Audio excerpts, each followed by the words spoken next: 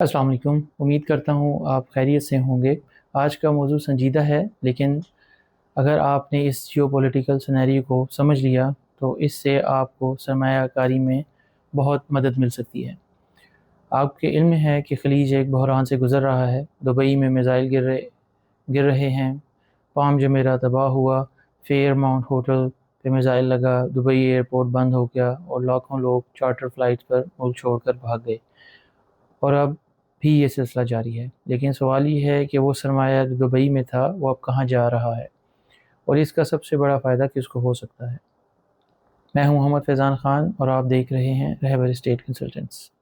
मार्च 2026 का जो डेटा सामने आया है, इसके मुताबिक दुबई की रियल स्टेट ट्रांजैक्शंस में सिर्फ एक महीने में तकरीबन 30% कमी आई है।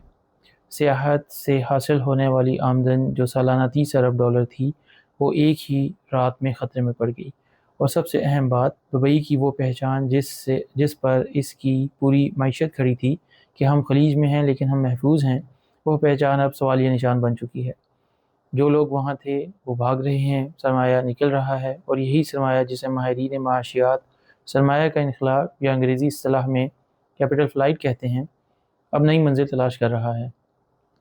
ज़रा सोचें, आपने दुबई में एक फ़्लैट लिया हुआ था, अचानक वहाँ रॉकेट गिरने लगते हैं, तो आप क्या करेंगे? आप वो जायदाद बेचेंगे, अपना पैसा निकालेंगे और किसी महफूज मकाम पर लगाएंगे, जहाँ ना मिज़ाइल आएँ, ना बाज़ार बंद हो, ना डॉलर कमज़ोर हो। इस अमल को कहते हैं सरमाए का इनक़लाब, और यही इस वक्त खलीजी ममालिक में हो रहा है, ख़ास तौर पर बैरून मुल्क मुकीम पाकिस्तानियों के साथ। अब जो बात मैं कहने जा रहा हूँ वो गौरतलब है।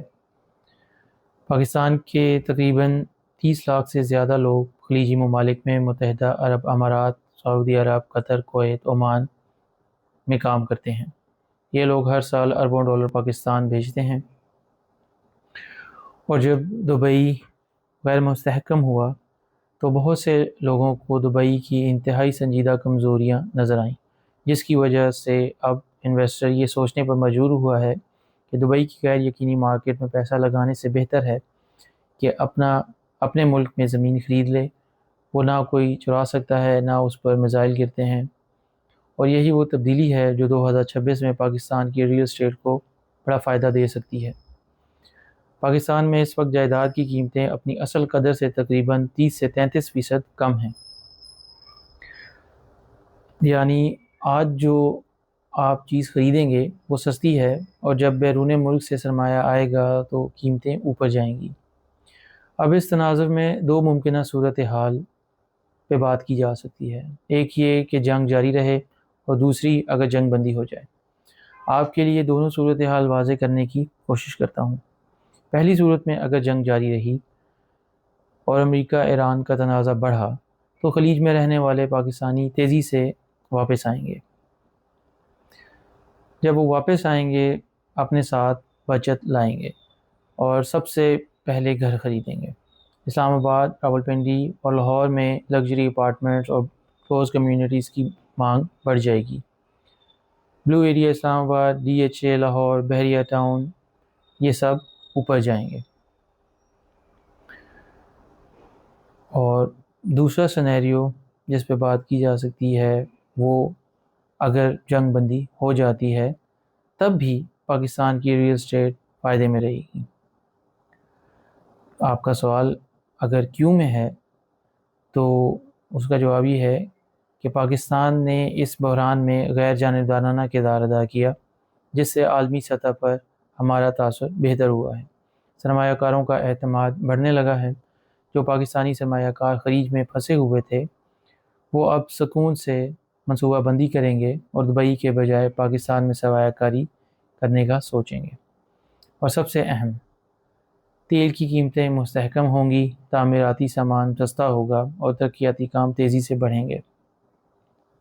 यानी हर सूरत में पाकिस्तान की रियल एस्टेट को फ़ायदा मिलेगा। इससे रावलपिंडी, इस्लामाबाद और लाहौर में बहुत से मौक़े पैदा होंगे کراچی کو بھی شامل کر لیں، لیکن وہ اپنے اندر بہترین پوٹینشل رکھنے کے باوجود اپنے انتظامی ڈھانچے، سیکورٹی صورتحال اور انفراسٹرکچر کی عدم موجودگی کی وجہ سے زیادہ اٹریکٹیو نہیں ہے، لیکن اس کی اہمیت سے انکار نہیں کیا جا سکتا۔ اسلام آباد، راولپنڈی، یہ جڑواں شہر اس وقت سب سے زیادہ توجہ حاصل کر رہے ہیں۔ نیو بلیو ایریا میں luxury apartments, D H A میں plots, Bahria town, Rawalpindi, capital smart city, Faisal town اور بھی بہت سی سوسائٹیز بیرون ملک پاکستانیوں کی پہلی پسند ہو سکتی ہیں۔ راولپنڈی رنگ روڈ منصوبہ مکمل ہونے کے قریب ہے، جو رابطے کو نئی سطح پر لے جائے گا، اور اسلام آباد میں کرائے کی آمدن تقریباً 6 سے 7% ہے، جو دبئی کے مقابلے میں زیادہ مستحکم ہے۔ لاہور ایک ایسا شہر ہے جو کبھی نہیں تھمتا۔ اس میں سرمایہ کی opportunities D H A phase 5 to 9، Bahria town Lahore, lake city, Gulberg phase 2 to 3 اور ویلنشیا ٹاؤن وغیرہ میں بڑھیں گی، خاص طور پر بیرون ملک سرمایہ داروں کی خریداری کی مانگ بڑھنے کی صورت میں۔ لاہور میں آج کی گئی سرمایہ کاری 2 سے 3 سال میں 100 سے 200% فائدہ پہنچا سکتی ہے۔ آپ جو متحدہ عرب امارات میں ہیں، سعودی عرب میں ہیں، جو قطر یا کویت میں ہیں، میں آپ سے براہ راست مخاطب ہوں۔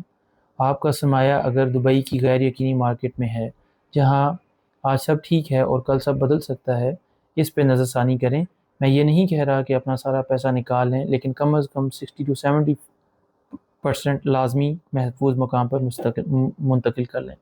پاکستان میں جائیداد خریدنے کے کچھ فوائد یہ ہیں کہ آپ کو حقیقی اثاثہ جو مکمل طور پر آپ کا ہے، کرائے کی آمدن جو آپ کے گھر والے حاصل کرتے رہیں گے، وقت کے ساتھ قیمت میں اضافہ، اپنے وطن کے ساتھ کنیکشن اور جذباتی سکون۔ اور سب سے اہم بات، اگر آپ کے پاس نائکاپ یا پی او سی ہے تو آپ کو پاکستان میں جائیداد خریدنے کے لیے رہائش کی ضرورت نہیں۔ حکومت آپ کے لیے خصوصی سہولیات مراکز بھی قائم کیے ہوئے ہیں۔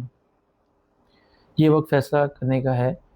مشرق وسطیٰ کا یہ بحران ایک المیہ ضرور ہے، لیکن تاریخ گواہ ہے کہ ہر بحران کے بعد ایک نیا باب کھلتا ہے، اور 2026 میں وہ باب پاکستان کے لیے کھل رہا ہے۔